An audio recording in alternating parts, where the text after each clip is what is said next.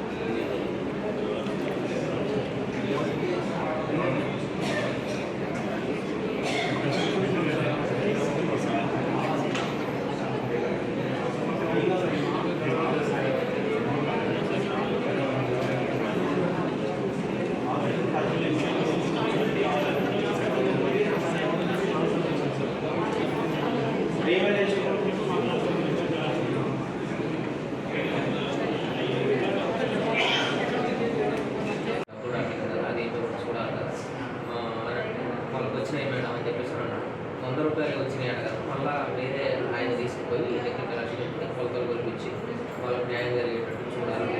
మళ్ళీ ఆయన ఏమన్నంటే మరి అది నా పరిధి ఉందో లేదో అంటే మీ తోట అవ్వకపోతే మాకు పంపించండి, మా అధికారులు ఇక్కడ వాళ్ళని చేసిన తప్పు అయితే దానికి ఏం శిక్ష ఏం చేయాలనేది అది చట్టపరమైన యాక్షన్ తీసుకుంటాం. సంబంధించిన పనిచేసేటప్పుడు